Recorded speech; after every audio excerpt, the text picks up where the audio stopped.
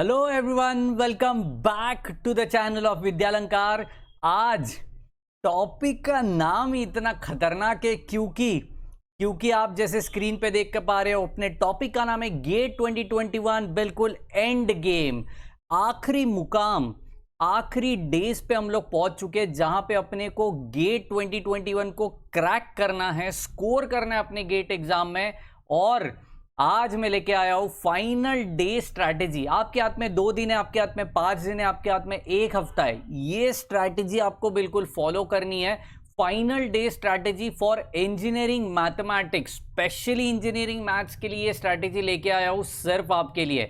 तो चलिए फटाफट से आगे बढ़ने से पहले मैं सभी बच्चों को गुजारिश करना चाहता हूं कि अपने इस सेशन को लाइक जरूर करना, अपने फ्रेंड्स तक शेयर करिए, क्योंकि शेयरिंग इज केयरिंग, राइट। अपना फ्रेंड भी उतनी ही टेंशन में बैठा है जितनी आप टेंशन में बैठे हो, राइट। तो फटाफट से अपने फ्रेंड्स के साथ जरूर शेयर करिए ताकि उसको भी पता चल जावे कि अपने इंजीनियरिंग मैथ्स की स्ट्रैटेजी क्या होनी चाहिए आखिरी के दिनों में, राइट। नहीं तो सॉल्व करते बैठेगा, वो सॉल्व नहीं करना है, राइट। चलिए, एंड अभी तक सब्सक्राइब नहीं किया है ना अपने चैनल को, तो जरूर सब्सक्राइब का बटन प्रेस कर देना है, राइट। तो चलिए फटाफट से आगे बढ़ेंगे कि यार अपने इस सेशन में होने क्या वाला है। लेकिन उसके पहले introduction. Myself Saurabh Daivatkar, completed BE.M.Tech in signal processing, MBA in operations, 7+ years का एजुकेशन इंडस्ट्री में एक्सपीरियंस है, 3+ ईयर्स का प्रोजेक्ट इंजीनियर के तौर पे कॉर्पोरेट इंडस्ट्री में एक्सपीरियंस है।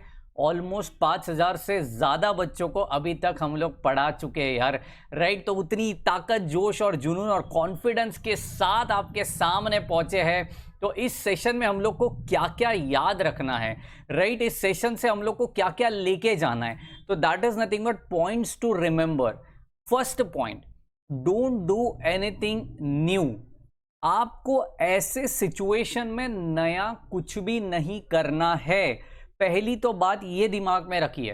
फॉर एग्जाम्पल, आप अगर सिविल ब्रांच से हो, अगर आपका स्ट्रक्चर्स थोड़ा सा वीक है, लेकिन SOM, strength of material, right, mechanics, ये पार्ट थोड़ा स्ट्रांग है, तो उसको रिवाइज करती रहिए। स्ट्रक्चर्स अभी करने में मत जाइए, राइट। अगर आप EXTC से रिलेट कर रहे हो, तो EXTC में कम्युनिकेशन, एंटीना, ये पार्ट थोड़ा सा ट्रिकी होता है। लेकिन बाकी जो पार्ट है, जैसे कि EN हो गया, AE हो गया, राइट, ये जो भी पार्ट है, डिजिटल इलेक्ट्रॉनिक्स हो गया, ये जो भी पार्ट है, ये आसान होते हैं। इसको रिवाइज करते रहिए, नया कुछ भी करने मत जाइए। अगर मैं मैथ्स की बात करूं, स्पेशलाइज्ड ये मैथ्स के लिए है, राइट। बाकी टॉपिक्स तो मैंने बता दिया। अब मैथ्स की बात करते हैं। मैथ्स में सबसे आसान टॉपिक कौन सा होता है? Linear algebra, right. इसके ऊपर काफी सारे वीडियोस भी अपने चैनल के ऊपर अवेलेबल है, जरूर जाके देखना। लीनियर अलजेब्रा आपको बिल्कुल रिवाइज करना है, क्योंकि 2 से 3 क्वेश्चन हम लोग एक्सपेक्ट करते हैं उसके ऊपर, राइट।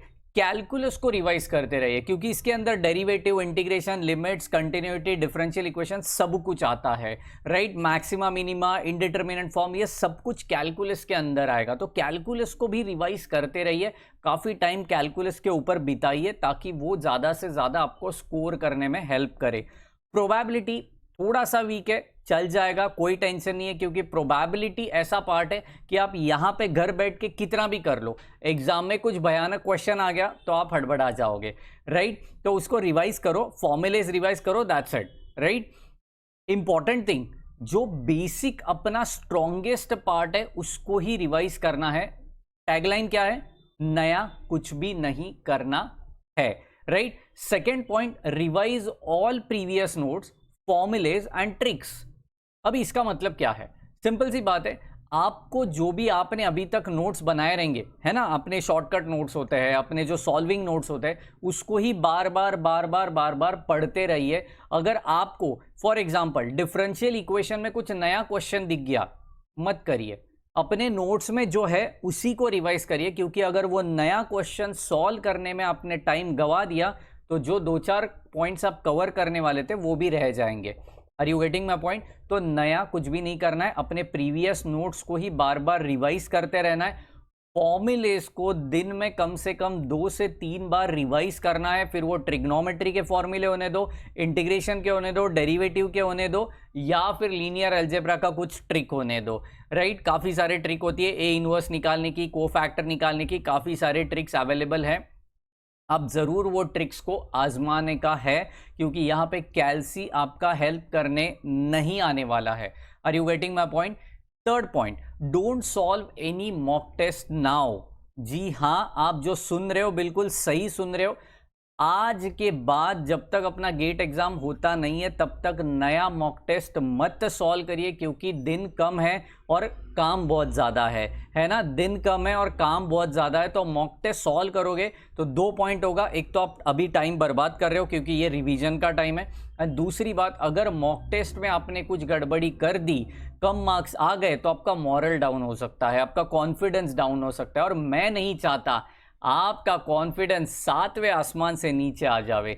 राइट, तो मॉक टेस्ट आपको अभी फिलहाल नहीं देना है। राइट, हाँ, लेकिन जो प्रीवियसली मॉक टेस्ट दिए है उसमें जो गलतियां की है वो जरूर आपको रिवाइज करनी है, ताकि वो गलती मेरे गेट एग्जाम में ना हो। Are you getting my point? Fourth point, that is be cool and calm. ये बहुत इंपॉर्टेंट है जनाब, बहुत इंपॉर्टेंट है। मतलब आज से अपना एग्जाम खत्म होने तक आपका दिमाग बिल्कुल ठंडा चाहिए, बिल्कुल काम चाहिए। क्यों?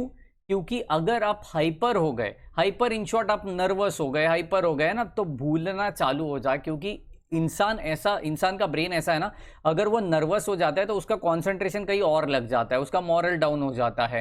राइट, वो लो फील करने लगता है। तो क्वेश्चन सॉल्व करने की जो कैपेसिटी आप में है, मुझे बिल्कुल गारंटी आपके ऊपर, लेकिन आप में जो क्वेश्चन सॉल्विंग की कैपेसिटी है, कैपेबिलिटी है, वो बिल्कुल लो हो जाएगी। इसके लिए कह रहा हूं, दिमाग एकदम शांत, मुझे सब कुछ आ रहा है जनाब, कम ऑन, मुझे सब कुछ आ रहा है। तो बिल्कुल शांत होके आपको क्या करना है, रिवाइज करना है। इतना ही पंच लाइन में आज आपको देना चाहता हूं। एंड फाइनल पॉइंट, काफी लोगों का मैसेज आता है मुझे कि सर गेट में लक फैक्टर होता है क्या?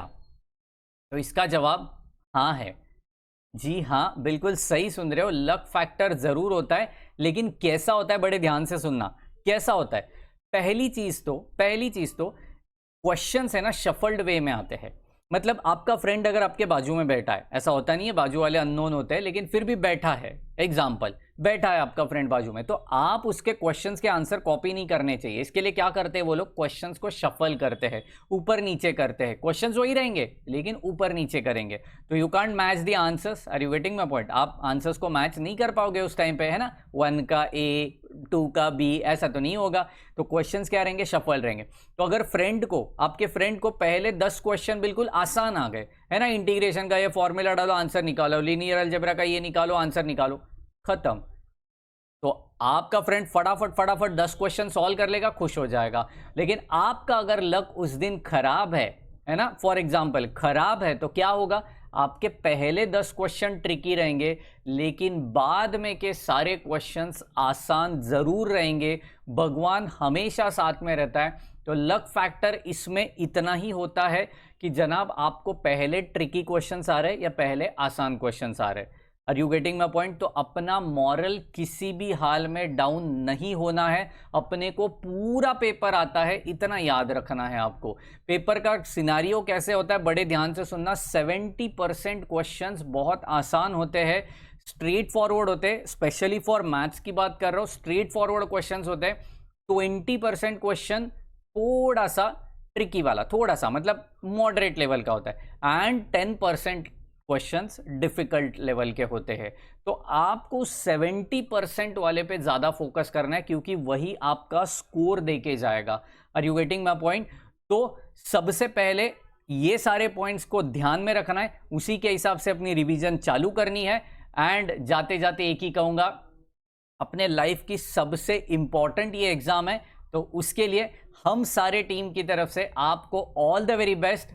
पेपर अच्छे से लिखना, एंड बिल्कुल स्कोर हमें कमेंट बॉक्स में बता देना जब ये आएगा। So thank you so much for attending this session. मिलते हैं नेक्स्ट सेशन में, तब तक के लिए bye bye, take care and thank you very much guys.